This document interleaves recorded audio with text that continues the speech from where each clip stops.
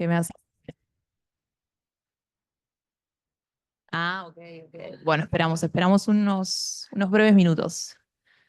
Pueden pasar chivos, algo. Pasamos unos chivos. Alguien que cante.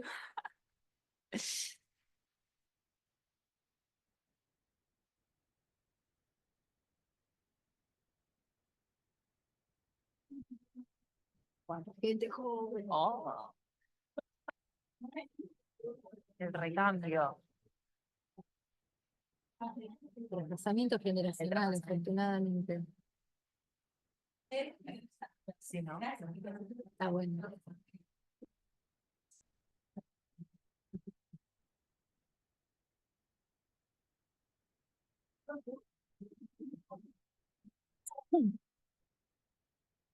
Pero la mayoría la conoces. No le ubica en la cara que me da.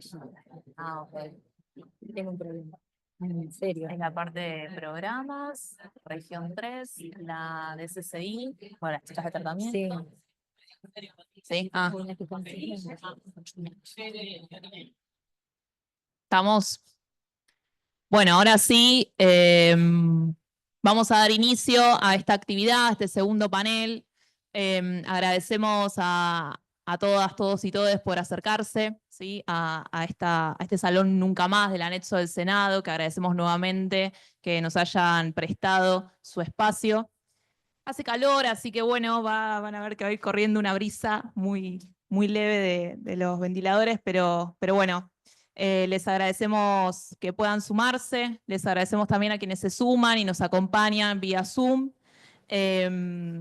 Como saben, en el marco del 8M, desde el organismo decimos poder generar algunas instancias de encuentro, de participación y de intercambio, centrándonos en el eje de memoria institucional e intervenciones sociales, trayéndonos las experiencias y desafíos en claves de género, que es, un poco hoy la cita de encontrarnos hoy, de poder conversar. El viernes pasado nos estuvieron acompañando dos historiadoras, estuvimos desarrollando y pudiendo profundizar sobre el trabajo que vienen haciendo los compañeros y compañeras de sede en relación a la investigación sobre los legajos de mujeres y diversidades supervisadas en el patronato entre los años 70 y los años 80.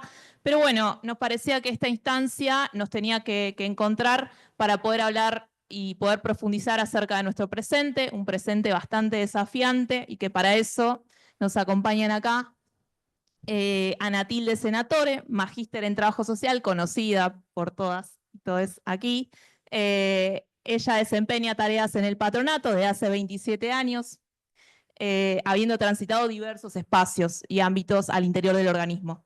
Es docente, extensionista e investigadora de la Universidad Nacional de La Plata y la Universidad Nacional de Luján. También nos acompaña acá Gisela Prea Castro. Ella es trabajadora social, transfeminista, desempeña tareas en el organismo hace 18 años y es militante de derechos humanos y de géneros. Y también aquí está Antanas Díaz Seijas, que es trabajador social, LGBTIQ+, agente del equipo técnico del Departamento de Prelibertad del organismo, acompañante de salud sexual de abortos, partos y procesos de modificación corporal en el marco de la Ley de Identidad de Género. Así que les agradecemos que sean parte, que hayan aceptado esta invitación y bueno, damos inicio a esta actividad que va a contar, bueno, con la exposición de quienes nos acompañan y después poder hacer un cierre con un intercambio aquí entre los presentes. Así que bueno. ¿Estamos ya para hablar ahí? Bueno. Bueno, buenos días a todos, a todas y a todes. Muchas gracias por el convite. Yo voy a tomar este espacio como una charla entre compañeras y compañeros.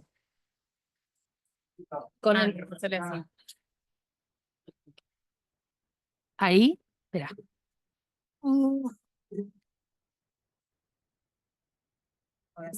¿Ahí se escucha? Bien, bueno.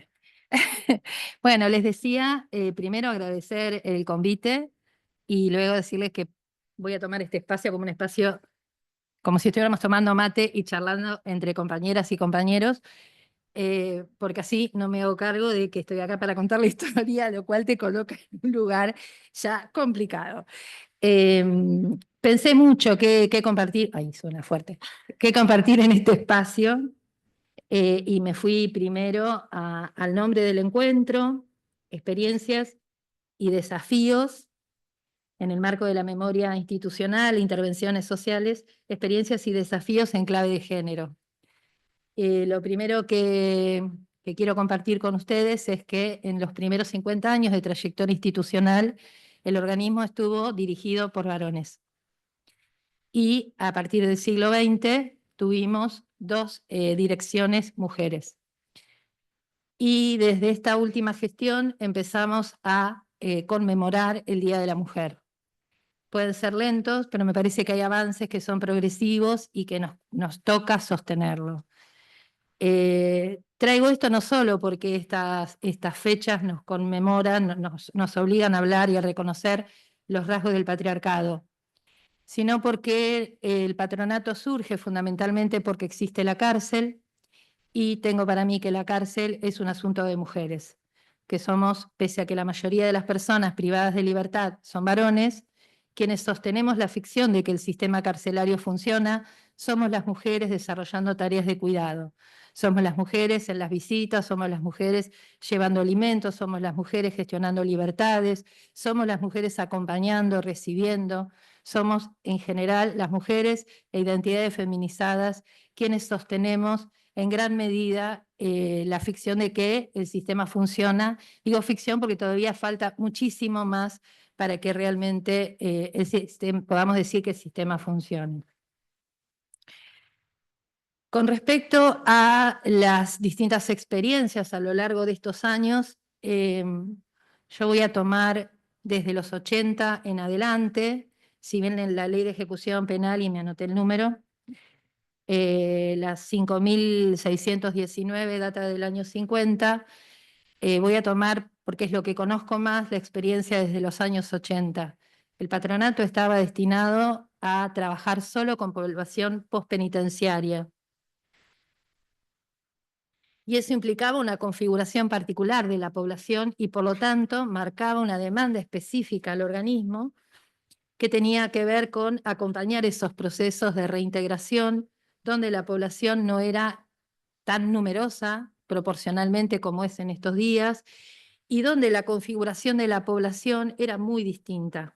Las viejas compañeras de patronato, yo entré a trabajar el 19 de junio del 98, las compañeras que estaban desde antes estaban sorprendidas en lo que fue el proceso de implementación de la 12256, que incorpora nuevos institutos e incorpora personas bajo supervisión que no habían transitado por el encierro, estaban sorprendidas y marcaban la diferencia en cómo la población se presentaba a la entrevista en el patronato, marcando situaciones muy heterogéneas, pero que las confundían mucho. Básicamente, como más literalmente, ellas decían, el liberado antes se presentaba con las manitos atrás y mirando para abajo, con una actitud de respeto, hoy diríamos con una actitud de sometimiento, de domesticación.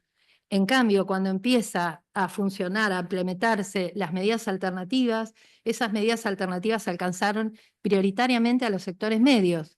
Entonces se encontraban con personas que venían a las entrevistas en una actitud prepotente. Digo, para medir esa actitud prepotente, sugiero Pacientes del Estado, que es un libro de Aullero, que hace todo un recorrido de cómo los distintos espacios estatales van configurando esta lógica de bancar la espera, ¿no? Y estamos hablando de tiempos en los que en las delegaciones, en total teníamos una dotación de 150 personas en el patronato para toda la provincia, que hoy lo pienso y es como, wow, un disparate, y donde teníamos hasta 2.000 personas en las delegaciones. O sea, a mí me ha tocado tener 600 personas bajo supervisión, que es un delirio, pero bueno, esa era la realidad. Entonces, imagínense que había colas de espera y ni hablar si uno quería trascender la mera firma. Ahí se institucionaliza que el patronato es el lugar donde se va a firmar. No había tiempo para otra cosa.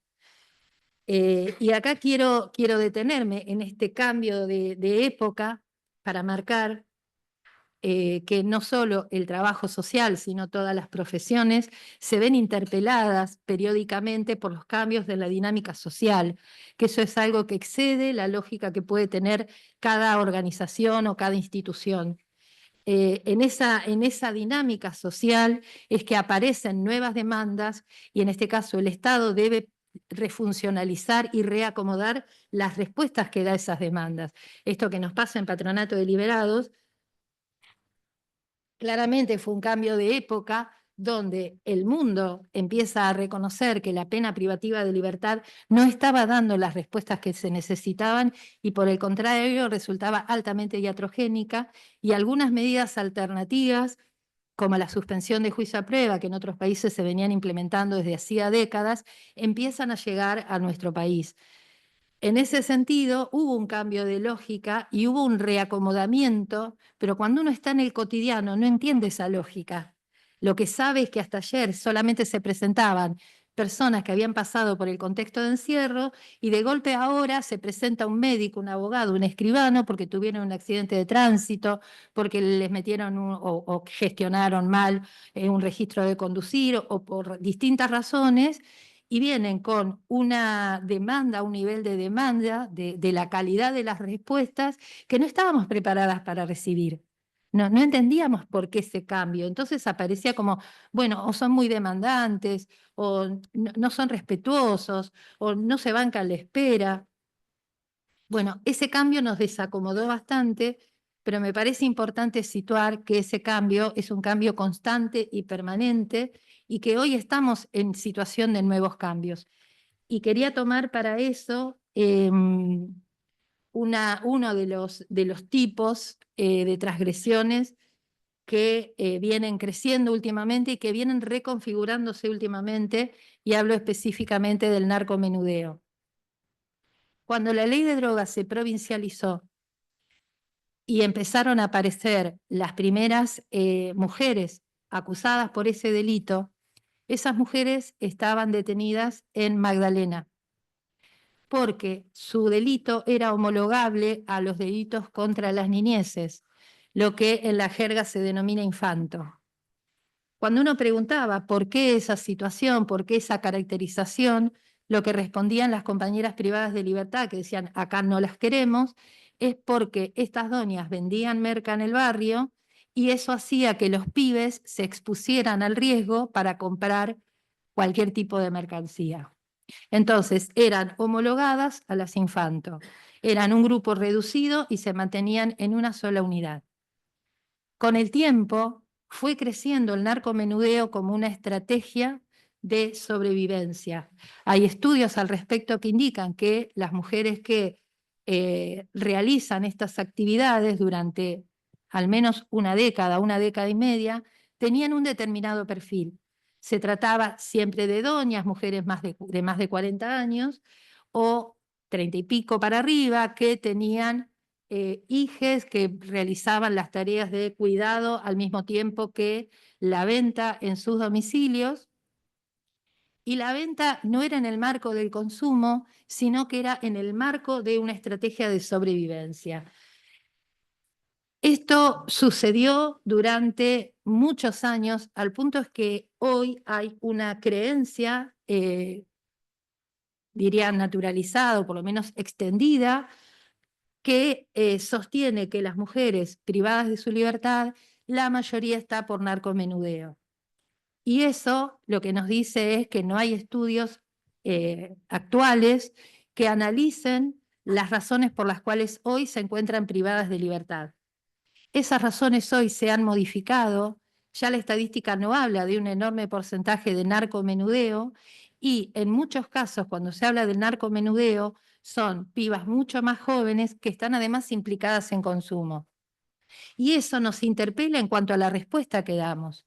Estas variaciones nos interpelan en cuanto a las respuestas que construimos en procesos de intervención. Y esto excede largamente al trabajo social. Esto tiene que ver ya con los lineamientos institucionales que se construyen para dar esas respuestas. No nos podemos quedar anclados en el tiempo acerca de lo que está pasando y de la configuración de las situaciones, de los perfiles poblacionales con los que nos encontramos hoy. Y hoy, en los cambios legislativos que nos han venido a reconocer un cúmulo de derechos vinculados con un montón de situaciones, entre ellas las identidades, nos interpela también sobre cómo trabajamos con estas poblaciones. Hay lo que antes aparecían como pequeñas minorías, hoy son amplias minorías que requieren otro tipo de tratamiento. Y hay situaciones problemáticas que antes no se encontraban, por ejemplo, en territorios rurales, había situaciones que eran muy poco comunes y que hoy empiezan a tener otra dimensión cuantitativa, y donde sí eran comunes tienen otra dimensión cualitativa. Las familias que reciben a las personas que están en conflicto con la ley penal post-egreso están estalladas, están dinamitadas. Estamos trabajando, digamos, en otro contexto. ¿Cómo esto se atraviesa o se lee en clave de género? Tengo para mí que las funciones del patronato, que son, venimos como trayéndolas para mí con una tensión enorme. Se toma la lógica de tratamiento, y la lógica de tratamiento viene del mito terapéutico, de la idea de que la cárcel cura. Entonces la lógica es tratamental, y si ustedes preguntan, en el sistema lo tratamental es acceder a derechos básicos como trabajo y educación y vinculación familiar. Entonces, ¿cómo seguimos utilizando la lógica del tratamiento? Separándola de la lógica de la asistencia. Tengo para mí que en la realidad uno no puede separar estas funciones. El tratamiento y la asistencia son parte integral de la intervención institucional. Es muy difícil pensarlas por separado, aunque la ley hable de un cuerpo de agentes de prueba. Ya no está el trabajo social en la ley, sino un cuerpo de agentes de prueba y funciones de tutela, asistencia y tratamiento. Me parece que eso genera una enorme cantidad de tensiones al pensar la dinámica institucional, donde uno, en el marco de la gestión asistencial, tiene que dar cuenta de cómo la persona transita el proceso de ejecución penal. ¿Y dónde pongo todo esto? Esta es la intervención institucional, es el conjunto de tareas, de responsabilidades que asumimos. Y creo que ese conjunto de tareas y responsabilidades que asumimos desde la perspectiva de género, una perspectiva antipatriarcal, son tareas de cuidado. Básicamente, hablamos de desarrollar tareas de cuidado. ¿Cómo acompañamos a las personas en conflicto con la ley para que puedan desarrollar estrategias de autocuidado que los corran de poner el pecho a la bala, como decía Zaffaroni? Esto no son ideas mías, Zaffaroni tiene un artículo re interesante que habla de esto, dice cómo trabajar con las poblaciones que están transitando estos procesos. Y básicamente es construir estrategias para que dejen de ponerle el pecho a la bala. Si lo tratamos de traducir de alguna manera, son estrategias de cuidado. Y esas estrategias de cuidado van de la mano de las estrategias de autocuidado. Tuvimos como organismo y como trabajadores, como organismos en general y como trabajadores en particular, la dolorosísima experiencia del femicidio de Laura Iglesias. Ese femicidio tiene un montón de capas para analizar y leer. A mí me interesa traerlo en términos de cómo el femicidio de Laura partió en 1000 pedazos una cierta omnipotencia que uno tenía cuando iba al territorio. Como esa lógica de estamos del mismo lado, yo te estoy acompañando, yo te banco. Esa lógica que parecía permear condiciones de vida tan diferentes como las de quienes accedemos a un trabajo estable, a un trabajo seguro, y de quienes están todavía tratando de subsistir en un contexto extremadamente precarizado y apremiante, y además transitando procesos de criminalización. Y eso nos obligó a pensar, además del cuidado hacia la población, el autocuidado. Y me parece que en eso venimos como un poco tratando de sostener esta tensión, y creo que paulatinamente vamos construyendo estrategias en ese sentido. ¿Nos falta? Seguro que sí nos falta, por supuesto, siempre nos falta, sobre todo porque la precarización avanza. Y en este sentido, y ya voy terminando, ¿no? La precarización avanza al menos en 3 niveles. Hay una precarización de la vida, que se expresa en la precarización de las políticas públicas, que se expresa en la precarización de las condiciones de trabajo y por lo tanto se expresa en la precarización de las respuestas que el Estado está brindando. En una coyuntura tan dolorosa, tan extremadamente difícil como la que estamos transitando, con el desguace del Estado Nacional, con la derechización de las formas de leer la realidad, me parece que una de las interpelaciones más fuertes que tenemos es seguir sosteniendo, resistiendo y apostando a crecer en esta perspectiva de entender que la intervención institucional tiene que estar anclada en una lógica de cuidado y de autocuidado, y me parece que un poco por ahí va la cosa, y sobre todo potenciar las investigaciones que tengan que ver con la realidad concreta que encontramos en el territorio carcelario y extramuros, para poder delinear las intervenciones tan ajustadas a la demanda, a las necesidades de la población con la que trabajamos. Bueno, eso es todo.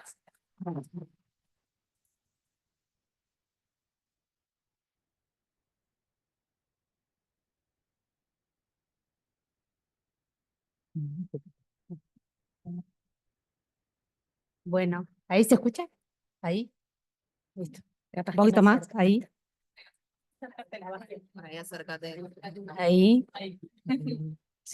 Bueno, primero quería agradecer por invitarme porque soy de Necochea, un partido chico del interior, y creo que vengo a representar por ahí esos territorios que no tienen problemáticas tan agudas como se pueden encontrar por ahí en conurbano o en las ciudades más grandes.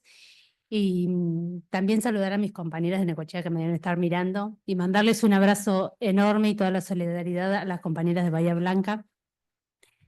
Yo lo que les quería compartir es una modalidad de trabajo que venimos teniendo en Necochea, que empezó de manera muy precaria antes de la pandemia, cuando todos sabemos que la política pública era nuestro cuerpo, porque no salía un programa, y empezamos a trabajar, por lo menos en esa época, previo a la pandemia, había aumentado considerablemente los arrestos domiciliarios con mujeres. Y la particularidad que teníamos era que eran mujeres a cargo de sus niñeces sin salidas laborales. Empezamos a ver cómo poder primero romper ese aislamiento que supone el arresto, de devolver a esa mujer que se encargaba, jefa de familia, que se encargaba de la subsistencia del grupo familiar, devolverla hacia el interior del ámbito privado, como si el cuidado de los hijos solo se diera dentro de esas cuatro paredes.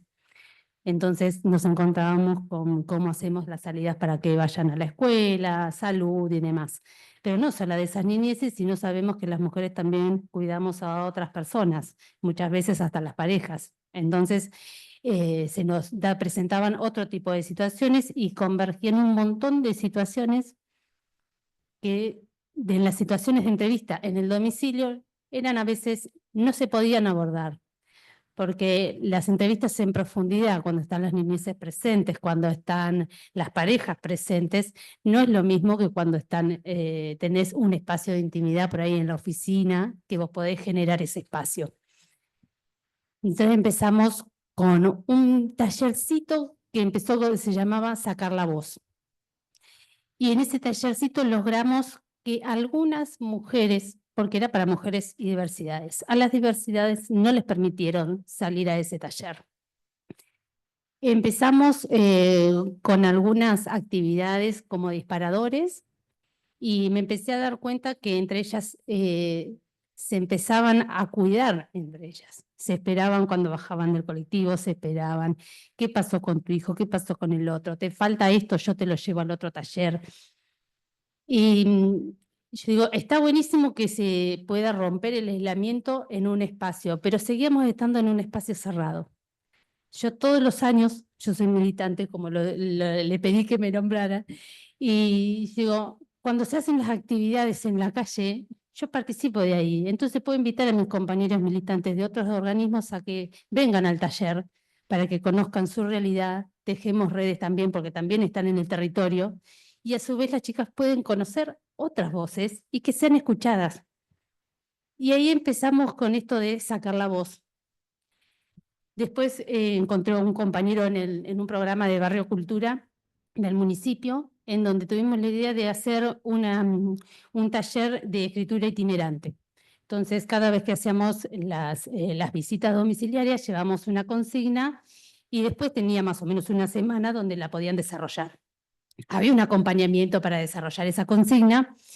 Después juntábamos todas esas escrituras, armábamos una especie de fanzine y los volvíamos a poner en circulación.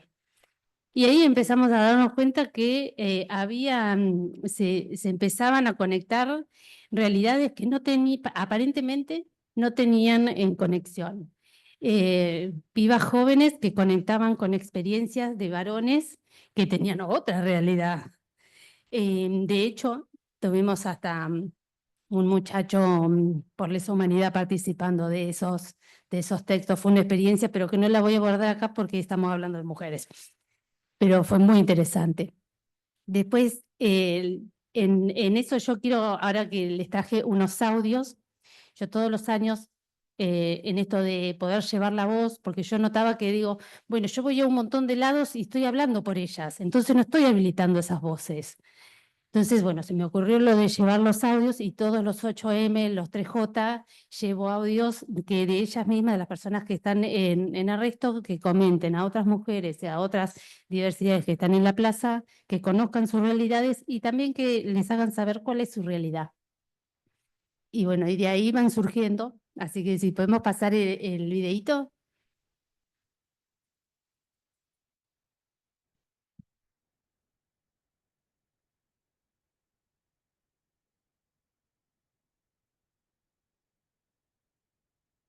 Soy Susana, una ex condenada que cumplí 4 años de prisión domiciliaria. Somos muy juzgadas y muy castigadas en la sociedad y nosotros tenemos que depender cómo salir adelante. La única ayuda que tuve fue Patronato Liberado, Gisela, la trabajadora social. Ella me tuvo una paciencia y también fue mi sostén. Ella me ofreció una vuelta en una máquina de coser.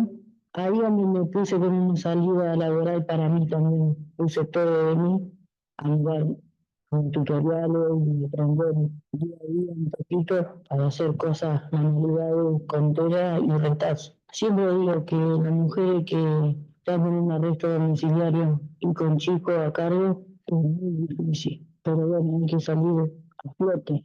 Yo soy una mujer luchadora y soy segura y auténtica como muchos me conocen, con amor propio y con muchas razones para seguir sonriendo. Bueno, yo quería comentarles lo que fue mi experiencia detenida en mi casa con arresto domiciliario, además de los 8 meses que estuve en el penal, tuve 1 año y medio en mi casa con monitoreo, con pulsera. Más allá de la experiencia que fue traumática, muy triste, el encierro me agarró justo con la pandemia. Nada, la ayuda de Patronato fue esencial para esa condena. Muy atentas todas, Gisela siempre gestionando los permisos, tratando de que nuestra condena sea mucho más liviana. Son un grupo muy humano, realmente pudieron acompañarnos desde lo sentimental hasta lo que es profesional, siempre asistiendo a nosotras y a nuestros hijos, preocupadas por cada necesidad que teníamos, los útiles de las criaturas, la salida para nuestra salud psicológica. Han gestionado permisos para salir a los talleres, para ir a los médicos, para un montón de cosas, siempre muy presentes las chicas. Yo desde mi parte eternamente agradecida, deseo lo mejor para cada una de ustedes que están detenidas y que bueno, que se aferren 100% al Patronato de Liberados, que son la única compañía sincera y adorable que van a tener, aparte de sus familias. Hola, mi nombre es Natalie, las saludos a todas, feliz día de la lucha. Yo pasé hace 3 años atrás por una situación de arresto, donde viví en carne propia la diferencia entre un género y el otro. Viví en carne propia que por ser mujer no pueda tener salida laboral de albañil. Siempre cuento lo mismo porque es literal, una mujer no puede pedir salida laboral como albañil y un hombre sí, porque la mujer no puede hacer ese trabajo. Y así, ejemplos así, podría dar un montón. Si miro atrás, puedo decir que un poco hemos mejorado. Yo soy hija de una mujer que tuvo 11 hijos, que lo único que hizo fue parir y limpiar, porque antes era así. Hoy doy gracias a tener la fortaleza de esa madre que me crió, de haber estudiado para no depender de ningún hombre, donde nadie me pueda decir tenés esto porque yo te lo di. A las mujeres que hoy en día están en prisión con arresto domiciliario, quiero decirles que no dejen de luchar, que sigan luchando por sus derechos, por lo que ustedes creen que sea justo. Y una frase que nos dejó una trabajadora social, a la cual quiero mucho: por ustedes no estamos todas, faltan las presas, así que les mando un abrazo y un fuerte beso para todas. Bueno, buenos días. Yo quería contar mi situación. Estoy con arresto domiciliario hace 3 años, en abril. No ha sido fácil, pero bueno, gracias a la ayuda de Yamila y al juzgado he podido salir a trabajar. Estoy terminando la secundaria y me estoy haciendo un curso de pastelero profesional. Todos los años hago un curso distinto en el Centro de Formación de Quequén. Y bueno, me ha costado, pero he podido salir un poco adelante. Llevo a mis hijos a la escuela, los llevo y los traigo. A pesar de tener el arresto domiciliario, me han dado cierta libertad para poder estudiar y manejarme con mis hijos. Y bueno, que a pesar de mi situación y gracias al apoyo que he tenido, ha sido más fácil, ¿no?, llevar esta situación. Bueno, un beso y feliz día. Buen día. Desde que yo entré al patronato, bueno, pues he tenido mucha ayuda por mis supervisoras y por todo. Cualquier cosita que yo me pase, llamo y tengo una respuesta con mucho respeto siempre hacia mí. Cuando una persona está detenida, un poco se les pierde a la gente el respeto. Bueno, entonces yo siempre yo, de mi parte siempre agacho la cabeza. Pero ellos siempre me trataron con respeto, así que bueno, invité un recontra vida de la mujer a todas, tengo un apoyo incondicional con el patronato. Siempre tienen una respuesta para mí y me siento muy apoyada por eso.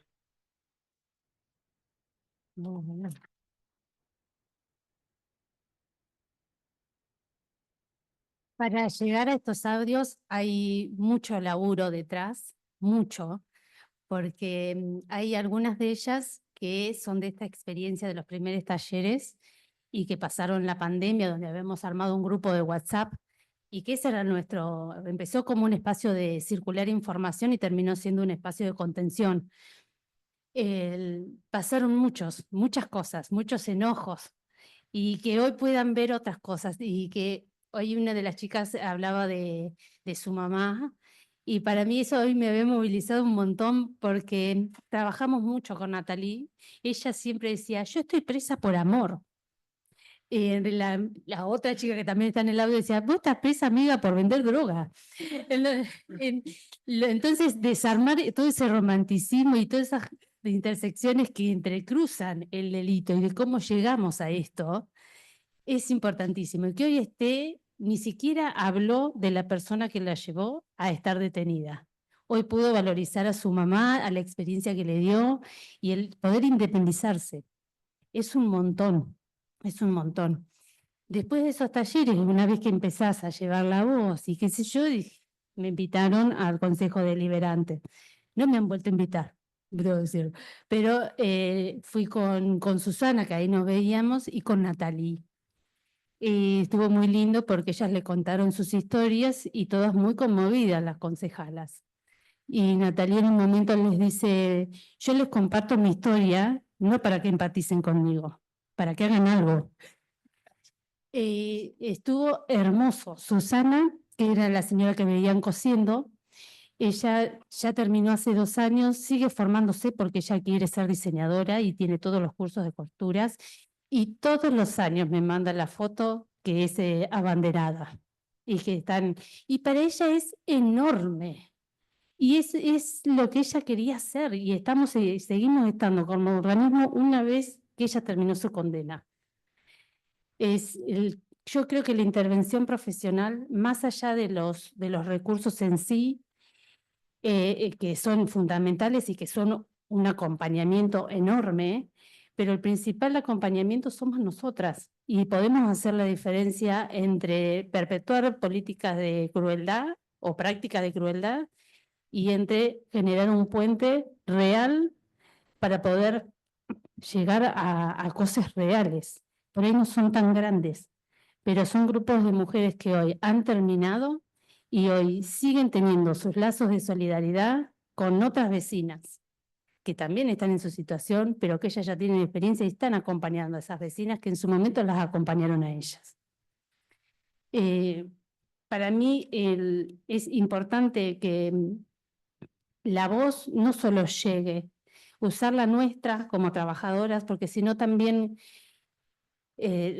quedamos como relegadas o no queremos poner el cuerpo, y lo ponemos todos los días de manera constante, pero en estos espacios también es importante poder visibilizarlo y traer la voz y darle la posibilidad de las protagonistas son otras, no nosotras. Nosotras estamos acompañando y nuestra realidad es otra. Entonces, poder habilitar esas voces a mí me parece que es fundamental. Si hay algo que hemos aprendido en este tiempo es que la justicia social no vamos a lograrla de manera individual. Así que un Estado presente es fundamental. Eso. Gracias.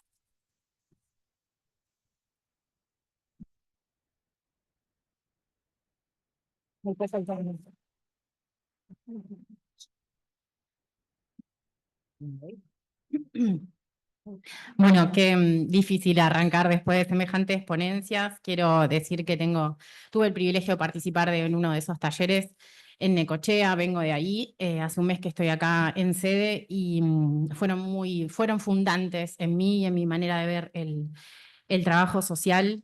Hemos trabajado ahí, me emocionó un montón ver esas fotos y escuchar esos audios. Bien, qué complejo arrancar en este marzo, tanto como persona LGBTI, como persona trans, uso pronombres masculinos. Además de ser antirracista, soy sobreviviente del terrorismo de Estado. Y bueno, voy a enumerar todo lo que es marzo. Marzo es el 1 de marzo, que es el Día Mundial de la Cero Discriminación. Es el 7 de marzo, cuando nos arrebataron a la Pepa Gaitán, y por eso es el Día de la Visibilidad Lésbica. El 8 de marzo, el Día de la Mujer Trabajadora. El 11 de marzo, en el día de la desaparición de nuestro compañero Tehuel, desaparecido por ir a buscar trabajo en democracia. El 18, el aniversario de la muerte de la compañera Pia Baudraco, día de la promoción de los derechos de las personas trans. El 21, hoy, es el Día Internacional de la Eliminación de la Discriminación Racial. El 24 de marzo es nuestro aniversario tan importante y que aún entiendo no hemos internalizado de una manera tan reparatoria a la luz de lo que vemos hoy actualmente. Y el 31 es el Día de la Visibilidad Trans. En este contexto me invitan a participar de este espacio donde no sabía bien cómo ubicarme al no ser mujer y tener 2 minutos en el trabajo formal, como siempre digo. Pero por eso es que voy a centrarme en lo que es la sobrerepresentación que tenemos las identidades trans en la criminalización y la violencia institucional y la subrepresentación que tenemos en los trabajos formales. Como siempre digo, todas somos trabajadores, ¿sí? Pasa que está el trabajo formal, trabajo legal, informal y el trabajo del crimen o el trabajo ilegal. A nosotros siempre nos dejan ese nada más. Un poco la idea de este encuentro, de esta ponencia, era poder sensibilizar a trabajadores que entiendo que su mayoría son cisgénero. Cisgénero, para quien no lo sabe, son las personas que no son transgénero.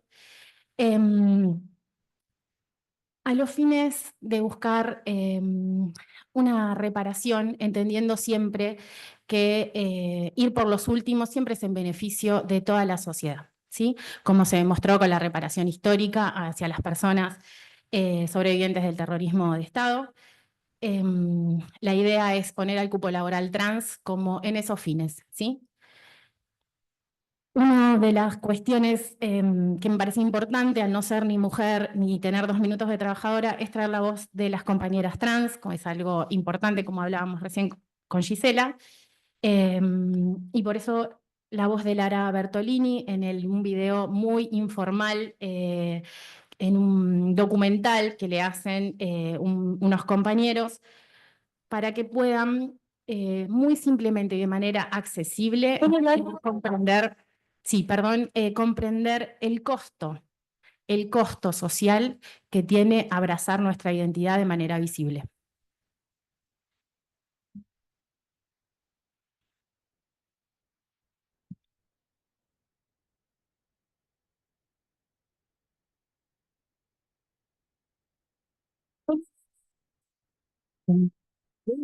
Decidí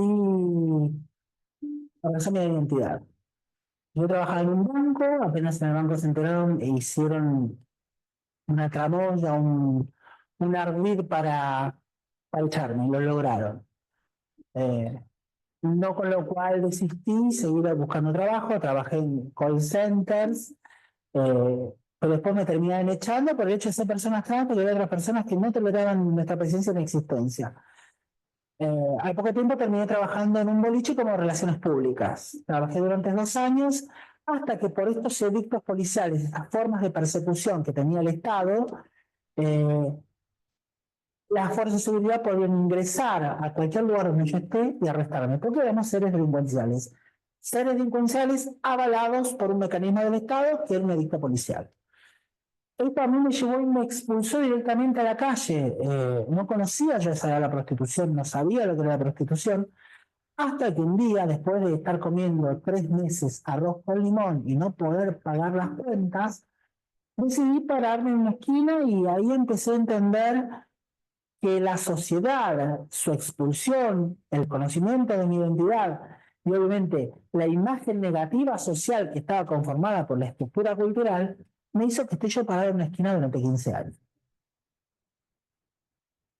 Bien, era una persona que tenía un trabajo formal en un banco. El costo social fue la expulsión total con la única posibilidad en los trabajos criminalizados, que actualmente denominamos desde ciertas organizaciones el trabajo sexual y otros la prostitución. Entonces esto, aunque somos una minoría, porque recién hace muy poco, a la luz del nuevo censo, del último censo, que recoge las leyes construidas en la última década, se empieza a visibilizar nuestra situación. Todavía no podemos decir que esos números, si bien todavía se están tratando, fueron recabados de una manera que pueda reflejar nuestra actualidad. Quizás sí por ahí el primer relevamiento sobre condiciones de vida de la población trans travesti de la provincia de Buenos Aires, que se hizo hace poco en la Secretaría de Derechos Humanos, es un gran trabajo que les invito a que lo vean, a que organicemos algo para poder desarmarlo entre trabajadores a los fines de empezar a esto, ¿no? Trabajamos para la igualdad, a dejar de construir desigualdad sobre la población travesti trans. Supuestamente somos solo 200.000 en el país, pero nuestra representación en los contextos de criminalización y como merecedores de la violencia institucional es altísima. Y cuando digo de la institución, hablo primeramente de la institución familia, ¿sí? En específico, las compañeras travestis son en su mayoría expulsadas en la adolescencia, y en la adolescencia comienza el trabajo sexual. Si decimos que en Argentina hasta hace poco, porque bueno, esto en términos binarios, las investigaciones, una de cada 3 mujeres fue violada en Argentina. Una de cada 2 compañeras travesti trans fue violada en Argentina, y el 60% tiene que realizar trabajo sexual desde los 15 años. De los 13 a los 25 años somos desafiliados de la familia, ¿sí? Somos migrantes, como digo yo, en el sentido de, bueno, soy antirracista, y tenemos mucho en común con la población migrante por ser migrantes del género. En este sentido, poder desarmar un poquito, porque peco de histórico crítico acá, que me han contagiado, y entender que esto es muy difícil de poder desarmarlo en nuestras prácticas, en todo, porque como decimos con mis compañeras, somos difíciles de ver, ¿no? Somos difíciles de ver, por eso me era importante que aunque el video fuera de muy mala calidad, la vieran a la compañera está por recibirse de abogada. Entonces, en este marco, entender por qué nos cuesta tanto. En clave histórica, primero, no sé si lo saben, el libro Historia de la homosexualidad en Argentina lo plantea muy bien el hecho de cómo las poblaciones anteriores a la colonización tenían por ahí unas organizaciones menos cisnormadas, ¿sí? Y ponían en valor a las personas trans o intersex. Justamente esas poblaciones fueron las más diezmadas o las primeramente más diezmadas por ciertas legalidades que tenían los católicos para poder expropiar las tierras de esas personas y de esas comunidades por las prácticas que tenían. Desde ahí, al ser considerados pecadores por la Iglesia, que era el gobierno que había en ese momento, que posteriormente el nuevo Dios es la ciencia en el siglo XIX-XX, y ahí ya no somos pecadores, aunque todavía lo somos en un montón de contextos, empezamos a ser enfermos, ¿no? Enfermos y pasibles de ser tratados, de ser recuperados, de curarnos. Y luego llegan los estados con el derecho donde somos delincuentes, pasibles de ser criminalizados, como lo demuestran todos los números. En ese sentido, es desde ahí que, si bien siempre decimos que cuando llegan al patronato de liberados llegan a lo último, ¿no? Como que llegamos a lo último, yo propongo rever esto y pensar en lo espiralado del tiempo y de la vida, como se mostraba recién ahí con las compañeras, y entender que a veces es el momento donde podemos generar un montón de políticas públicas o la implementación de políticas públicas ya existentes en manera reparatoria. Una de las cosas que les invito, como se hizo en clave también histórica, a rever los archivos y los legajos anteriores, es ver cómo se registraba previo a la ley de identidad de género o incluso después en los legajos de las personas trans, como lo que escribían las trabajadoras y trabajadores sociales o distintos trabajadores del organismo, cómo se referían y tal. Es un trabajo muy interesante de hacer y también ver las proporciones, ¿no? La sobrerepresentación de las mujeres trans, que es de un casi 90%, el 90% de la población es travesti, como para ver todavía la tradición patriarcal, ¿no? Que es ser asignado al varón al nacer y decidir fugarse de esa identidad. Y lo difícil que es alojarnos en las cárceles, eso es una cuestión que todavía está muy en tensión, ¿no? Están en cárceles de varones, los espacios para mujeres y feminidades trans, los varones trans y identidades no binarias son minoritarias, pero también tienen un recorrido de mucho traslado. Principalmente era eso en clave histórica para poder entender lo importante del cupo laboral trans. Decirles, por si no lo sabían, que el Ministerio de Derechos Humanos es uno de los organismos más feminizados que hay y es el que cumple con el piso del 1%, porque el 1% es un piso, ¿sí?, que hay del cupo laboral trans, y cumple hasta el 2%. Y siempre pienso cómo en los organismos más feminizados, donde están las compañeras, son donde nosotros tenemos más alojo, ¿sí? Y es una de las razones por las que estoy participando en esta mesa.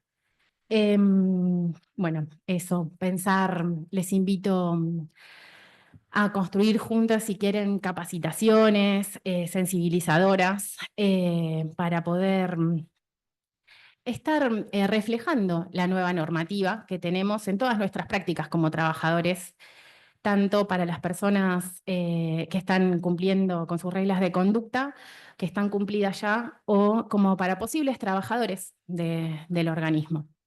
Porque después sucede que se piensa esto de que, bueno, es ingresar a un trabajo formal y listo, ¿no? Pero es muy difícil el sostenimiento para personas que no estamos acostumbrados ni a habitar el día, ¿no? No habitamos el día, no habitamos las instituciones, no habitamos las escuelas secundarias, no habitamos las familias, no habitamos los domingos de asado, ¿sí? Habitamos la noche, tenemos un capital erótico que siempre es silenciado porque es prohibido, pero a la vez, si nos vamos de un lugar a otro de trabajo y tal, siempre se rumorea que es porque tenemos una relación con tal o no. Entonces les invito a desarmar eso, a no reproducir esas prácticas que construyen desigualdad sobre nosotros, porque es algo que redundará en, como lo vimos con la ley de identidad de género, cuando las compañeras realmente salieron a la democracia y no antes, en palabras de Loana Berkins, una reparación social. Y siempre entre los últimos, cuando le damos voz a los últimos y derechos a los últimos, los beneficios son para todos. Entonces, la idea de esta ponencia era poder exponer y poner sobre la mesa que el cupo laboral trans es reparación histórica, ¿sí? Y es una deuda aún de varios organismos. Y estamos acá varios compañeros, compañeras y compañeros trans dispuestos, junto con otras compañeras feministas y transfeministas, para hacerlo realidad para todas las personas.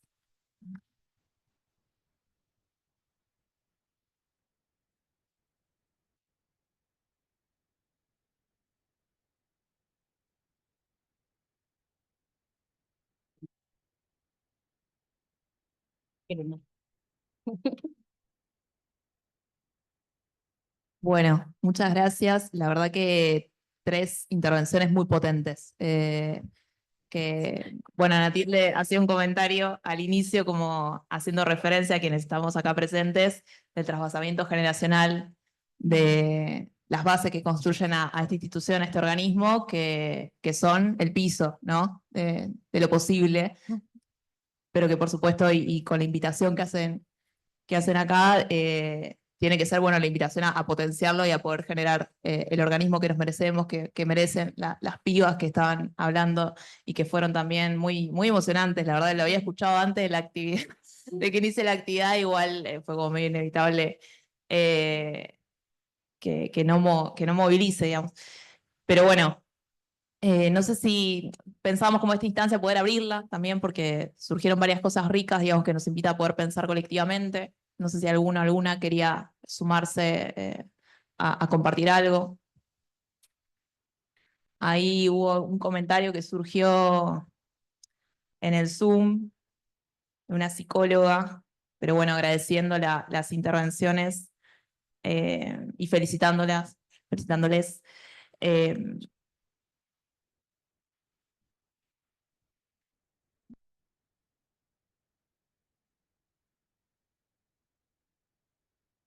¿No?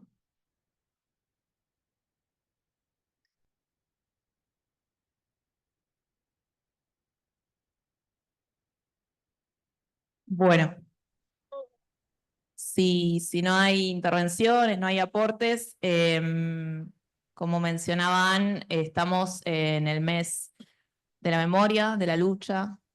En estos días va a ser la movilización, bueno, acá en La Plata, pero en diferentes puntos del país. El 24 vamos a confluir en la plaza como todos los años, así que eso es una invitación que también hacemos parte y la abrimos acá al resto de los presentes.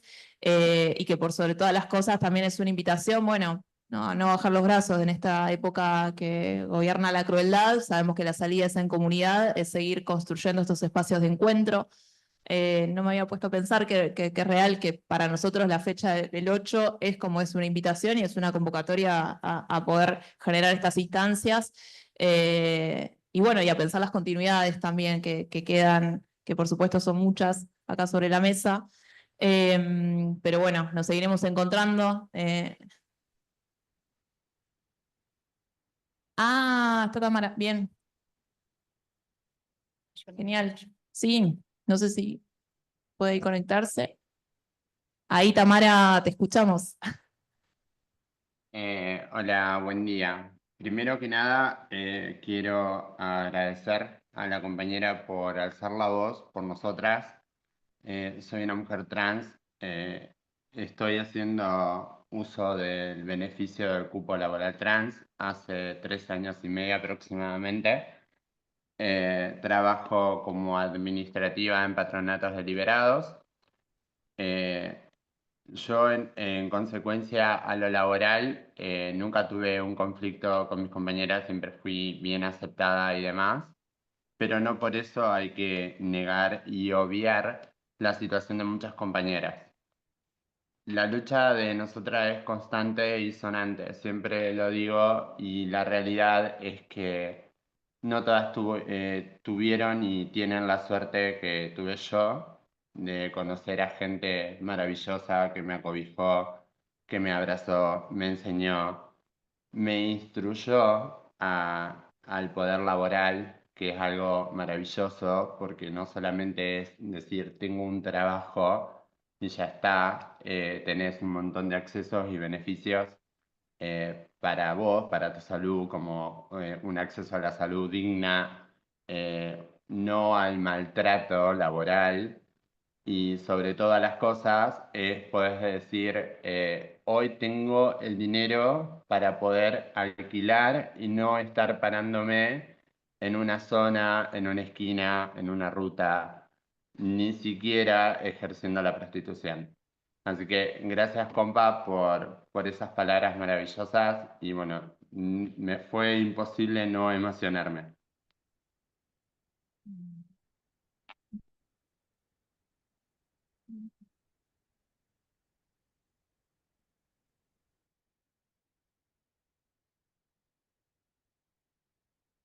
Gracias, Tamara. Bueno, si no hay ninguna intervención más ahí pendiente que quieran compartir, bueno, damos cierre a esta actividad. Los y las invitamos a quienes no nos acercaron aún a que puedan conocer la muestra que armaron los chicos de la Dirección de Evaluación, Investigación y Capacitación en relación a los legajos de mujeres y diversidad. Ah, y acá me están recordando que tenemos un material audiovisual más para compartirles que tiene que ver bien la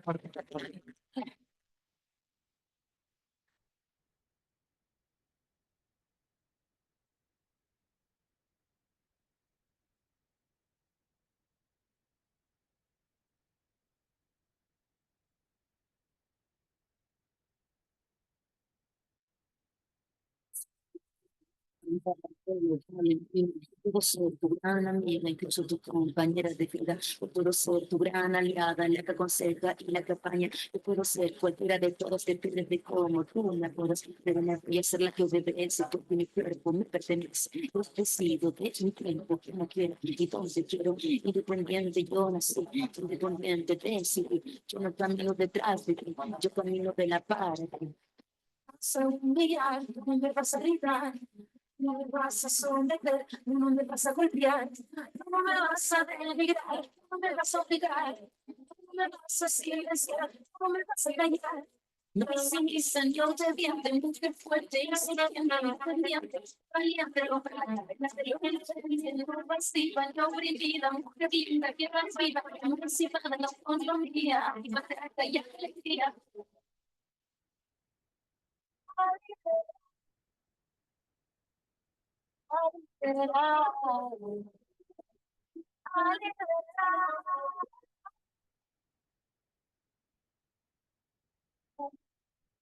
Discorso, adorata, empleada o intelectual. Yo puedo ser protagonista de nuestra historia, lo que agita la gente en la comunidad, la que despierta en la vecindad, la que organiza la economía de su casa, de su familia.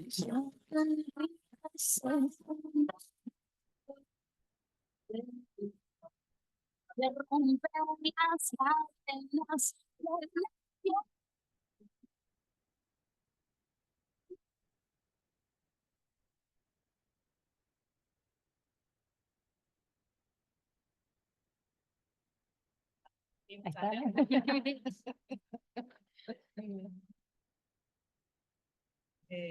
Me encanta porque yo me traigo cosas